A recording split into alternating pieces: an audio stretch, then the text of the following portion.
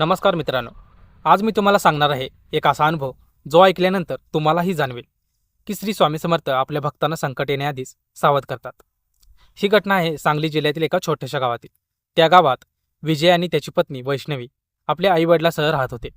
घरची परिस्थिती साधी होती, पण स्वामी समर्थांवरची श्रद्धा मात्र त्यांची आढळ होती. घरात रोज सकाळ संध्याकाळ स्वामींची आरती होत असे. प्रत्येक गुरुवारी संपूर्ण परिवार नामस्मरण करत असे. एके दिवशी विजयला कामानिमित्त पुण्याला जावे लागले. जाण्यापूर्वी त्याने पत्नीला सांगितले, काहीही झालं तरी स्वामींचं नाम मात्र सोडू नकोस. ती हसत म्हणाली, स्वामी आहेत ना आपल्यासोबत. विजय तिथून निघून गेला. 2 दिवस सर्व काही व्यवस्थित चाललं होतं, पण तिसऱ्या दिवशी रात्री एक विचित्र घटना घडली. रात्रीचे जवळपास 12 वाजले होते. अचानक वैष्णवीची झोप उडाली. तिला वाटलं कोणीतरी घराच्या अंगणात चालत आहे. ती खिडकीजवळ गेली, पण बाहेर कोणीच नव्हतं. फक्त चांदण्यांचा मंद प्रकाश अंगणामध्ये पसरला होता. ती पुन्हा झोपायला गेली, पण काही वेळाने तिला एक आवाज ऐकू आला. जणू कोणीतरी दारावर हलकसं टकटक करत होतं. ती घाबरली. तिने लगेच स्वामींचं नाम घेण्यास सुरुवात केली. श्री स्वामी समर्थ, श्री स्वामी समर्थ. कसेबसी रात्र सरली. सकाळी जेव्हा तिने मुख्य दरवाजा उघडला, तेव्हा तिच्या नजरेसमोर एक आश्चर्यकारक दृश्य होतं. दारासमोर एक ताजा नारळ ठेवलेला होता.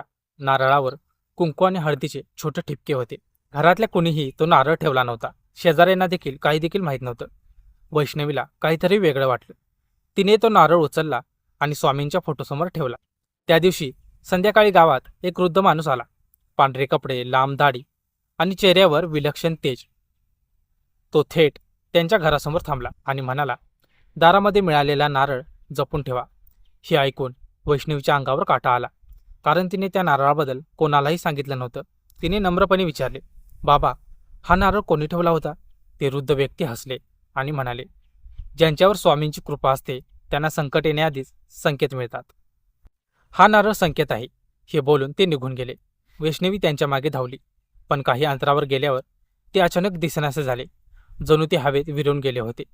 ती घरी आली आणि मनोमन स्वामींना नमस्कार केला. दुसऱ्या दिवशी विजय पुण्याहून परत आला. त्याला सर्व घटना सांगण्यात आली.